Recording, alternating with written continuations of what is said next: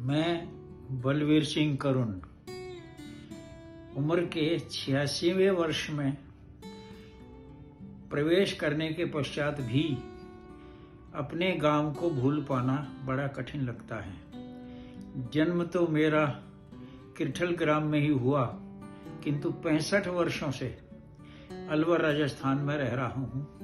यहीं शिक्षा विभाग से प्रिंसिपल पद से सेवानिवृत्त होकर यहीं बसना रहना सब कुछ यहीं का हो गया, किंतु फिर भी रह रहकर अपना वह कीर्तिवंत गांव, वह किरठल स्मरण आता ही है जी। उस गांव की विशेषता ये रही है, उसने बहुत बड़े बड़े विद्वान दिए, बड़े इतिहास पुरुष दिए, बड़ी ऐतिहासिक घटनाएं दी और स्वाधीनता आंदोलन को बहुत सारे हमारे स्वाधीनता सेनानी भी दिए।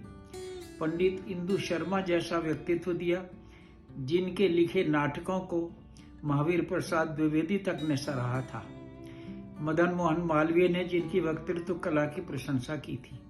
डॉक्टर श्रीकांत भारद्वाज जैसा महाकवि दिया, जिन्होंने 25-30 ग्रंथ लिखे, जिनमें उपन्यास, काव्य, महाकाव्य सब कुछ हैं। उनके उस कृतित्व का मूल्यांकन होना अभी शेष है। न जाने कौन आएगा और उसका मूल्यांकन कर पाएगा।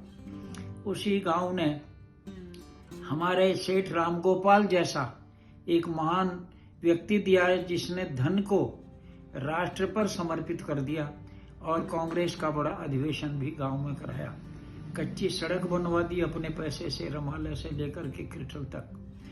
तो ये उस गांव में शिव पूजन आचार्य शिव पूजन सहाय जैसे विद्वान व्याकरणाचार्य हुए, जिन्होंने गुरुकुल में आर्य महाविद्यालय में अध्यापन कराया।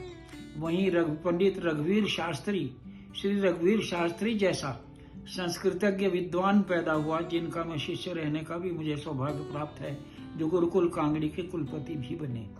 वहीं जगदेव सिद्धांति जैसे विद्वान उसी संस्कृत गुरुकुल में अध्यापन करा के गए, जिनका लोहा पूरे भारतवर्ष ने जिनके विद्वत्ता का माना था। ऐसा एक श्रेष्ठ गांव, जिसे प्रकृति ने भी अपना सब कुछ सौंपा। यह ऐसा उत्थान पतन तो हर युग में होता ही रहता है, लेकिन ऐसा कौन व्यक्तित्व है जिसे अपने गांव का स्मरण न आता हो। उस गांव में प्रगतिशील किसान रहे। वहां चीनी मिल भले ही बागपत थोड़ी दूर पर रहा हो, लेकिन ट्यूबवेल वहां लगे। सबसे पहले वहां पर लोगों ने उन्नत खेती करना प्रारंभ किया। कोई सा ऐसा क्षेत्र नहीं, प्रसिद्ध पहलवान उस गांव ने दिए। उस गांव में रहकर बीए तक मैंने जब शिक्षा प्राप्त की थी, पहले काव्य के अक्षर लिखने उसी गांव में मैंने सीखे और उसके पश्चात देश विदेश तक उसी गांव की माटी की गंध को लेकर के गया। मेरे 25 जो साहित्यिक ग्रंथ हैं, जिसमें उपन्यास, महाकाव्य सब हैं, 6 PhD मेरे साहित्य पर हुई। ये सारा उस मिट्टी की ही देन है। मैं अंतिम कुछ पंक्तियां अपने गांव के प्रति लिखता हूँ। मैंने अपनी कई गीत अपने गांव के प्रति लिखे हैं, परंतु कुछ पंक्तियां एक गीत की समर्पित अंत में यहाँ पर प्रस्तुत करना चाहूंगा। हम भूल न पाते गांव गली, अक्सर आते जाते भी हैं। हम भूल न पाते गांव गली, अक्सर आते जाते भी हैं। हम उम्र युवा बच्चों से भी यूं हंसते बतियाते भी हैं।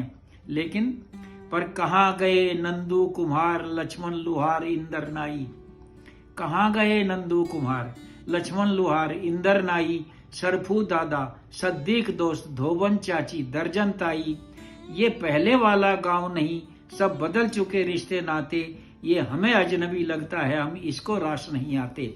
इसका अर्थ ये नहीं है कि हमें अपने गांव से मोह या प्यार नहीं है।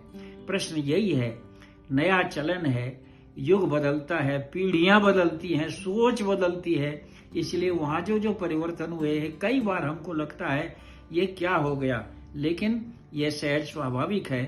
अगली पीढ़ी अपने विचारों के साथ आगे आती है, संस्कारों को लेकर के आगे जाती है। तो हमारे गांव में भी जो परिवर्तन हो रहे हैं, हम पुरानी पीढ़ी के लोगों को भी उन्हें सहज स्वीकार करना ही चाहिए। अपने गांव की स्मृति को एक बार फिर नमन करते हुए मैं अपनी बात समाप्त कर रहा हूँ।